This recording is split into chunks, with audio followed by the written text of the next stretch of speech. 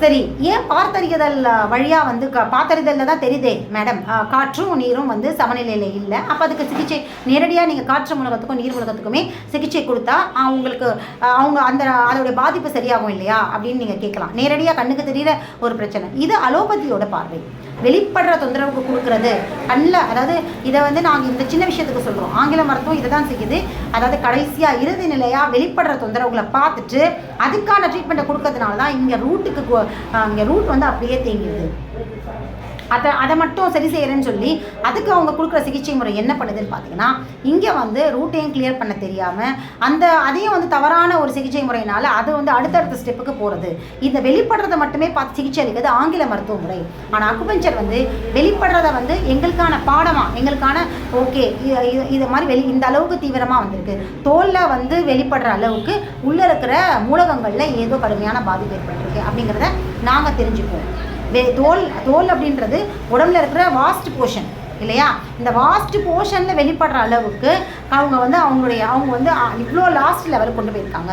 ஏன்னா அன்றாட கழிவுகள், இயல்பாக நடக்கிற உடலில் தேடுகிற கழிவுகள் சளி வழியாகவோ, லூஸ் மோஷன் வழியாகவோ, இல்லை காய்ச்சல் வழியாகவோ, இல்லை சிறுநீர் வழியாகவோ, வியர்வை வழியாகவோ உடல் வந்து அப்பப்போ வெளியேற்றிக்கிட்டே இருக்கும். அப்போ இந்த வெளியேற்றத்தை தாண்டி தோல் வழியாக இவ்வளோ அந்தளவுக்கு பாதிப்பு ஏற்பட்டிருக்கு அப்படின்னா எந்த அளவுக்கு மூலகங்கள் உள்ளே இருக்கிற ஆணிவே அதோடைய ரூட் வந்து எந்த அளவுக்கு பாதிக்கப்பட்டிருக்கு அப்படிங்கிறத நாங்கள் புரிஞ்சுக்குவோம். இது எங்களுக்கான பரிசோதனை முறை. அப்போ தான் நாங்கள் என்ன பண்ணுவோம்னா, இதை நாங்கள் பார்த்தறிதல் முறையை ஒரு பேஷண்ட் வந்தாங்கன்னா அவங்க தலையிலேருந்து காலுக்கு மனம் முதற்கொண்டு எல்லாத்தையுமே பார்த்து தெரிஞ்சுக்கிட்டு அதுக்கப்புறம் அதை பேஸ் பண்ணி நாடியையும் அணுகுவோம். நாடியை அணுகும் பொழுது என்ன ஆகும்னா, எதனால் இந்த காற்று மூலகம், எதனால் இந்த தோல் பகுதியை வெளியே வர அளவுக்கு பாதிப்பு, எந்த பஞ்சபூதங்களை பாதிப்படைக்குதுன்னு தெரிஞ்சுட்டு அதுக்கான சிகிச்சையை நாங்கள் கொடுப்போம். இது வந்து பார்த்தறிதல் முறை. இதே கேட்டறிதல் முறை. கேட்டறிதல் முறையில் வந்தோம் அப்படின்னு பார்த்தீங்கன்னா, கேட்டறிதல் முறை எப்படின்னா, பேஷண்ட்ஸ் கிட்ட நாங்கள் பேசுவோம். அடிப்படையாக வந்து ஒரு மருத்துவர் அப்படின்னாலே பேஷண்ட் கிட்ட பேசணும், அவருடைய நம்ம இன்ட்ராக்ட் வச்சுக்கணும். அவர் கூட இன்ட்ராக்ட் வச்சுக்கும் போது மட்டும்தான் அவர் உடல் சார்ந்த மனம் சார்ந்த பல விஷயங்கள் வந்து வெளிப்படும்.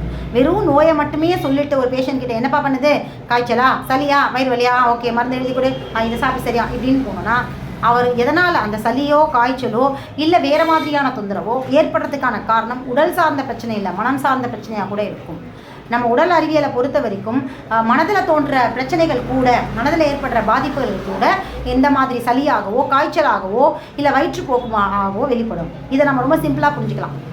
திடீர்னு ஏதோ ஒரு அதிர்ச்சி மிக்க சம்பவம் கேட்குறோம், உடனே டாய்லெட் போகிறாங்களா, இல்லை நிறைய பேர் சொல்லியிருக்காங்களே, கேட்டவுடனே எனக்கு லூஸ் மோஷன் ஆகிடுச்சுப்பா, ஐயோ எவ்வளோ பெரிய அதிர்ச்சி, இந்த அதிர்ச்சி மிக்க சம்பவத்தை நாங்கள் கேட்ட உடனேவே எங்களுக்கு அப்படியே லூஸ் மோஷன் வந்துருச்சு, எங்களுக்கு ஜுரம் வந்துச்சு, உடம்பே அப்படியே அப்படியே கடங்கடங்கன்னு சூடு ஏறிடுச்சு. இப்படி எத்தனை பேர் சொல்லி கேள்விப்பட்டிருக்கோம்.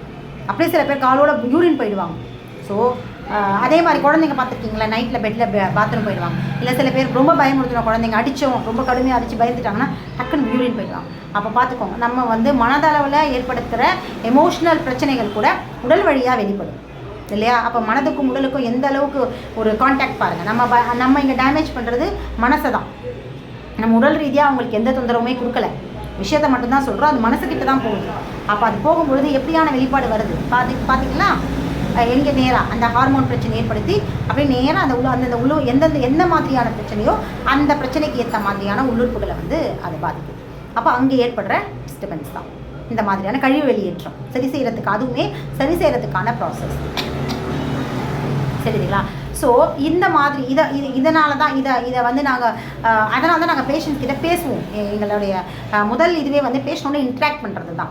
அப்போ நாங்கள் இன்ட்ராக்ட் பண்ணும்போது ஆங்கில மருத்துவ நோயை மட்டும் கேட்காம அவங்க கூட பேச்சு கொடுக்கும்போது அவங்க தன்னை அறியாமல் பேச தன்னை அறியாமல் தன்னுடைய பிரச்சனைகள் மனம் சார்ந்த விஷயங்கள்லாம் அவங்க பேசும்போதே நாங்கள் புரிஞ்சுப்போம். அவங்க மனசில் கவலைகள் இருக்கா, இல்லை துக்கம் இருக்கா, இல்லை அந்த ஒரு வித பதட்டம் இருக்கா, பயம் இருக்கா, இல்லை எதனால் அவங்க வந்து பிரச்சனை இருக்காங்கன்றதை அவங்கக்கிட்ட அப்படியே நாங்கள் கொஞ்சம் ஒரு சில வார்த்தைகள் நலம் விசாரிக்கிறதோ இல்லை உடல் சார்ந்த பிரச்சனைகளை பேசும்பொழுதே அவங்கக்கிட்ட வந்து நாங்கள் கேட்டு அறிஞ்சுக்குவோம். ஒவ்வொரு விஷயமா கேட்டு அறிஞ்சுக்குவோம். முதல்ல மனம் பற்றின மனசில் என்ன மாதிரியான பாதிப்பு ஏற்பட்டிருக்கு, அதனால் உள்ளுறுப்புகள் பாதிப்பு அடைஞ்சிருக்கான்றதையும் முதல்ல தெரிஞ்சுக்குவோம். அடுத்தது உடலில் என்னென்ன தொந்தரவுகள்லாம் அவங்க சொல்கிறாங்க, எனக்கு வந்து என்னென்ன பிரச்சனைகள் சொல்கிறாங்க, காது வலிக்குதுன்னு சொல்லுவாங்க, மூக்கில் ஒழுகுதுன்னு சொல்லுவாங்க, நெஞ்சு வலின்னு சொல்லுவாங்க, தொண்டை வலிக்குதுன்னு சொல்லுவாங்க, லூஸ் மோஷன் ஆகுதுன்னுவாங்க, கண்ணில் சரியாக தெரியலன்னுவாங்க, கண்ணில் தண்ணி வலிக்குதுன்னு சொல்லுவாங்க, முடி கொட்டுதுன்னு சொல்லுவாங்க.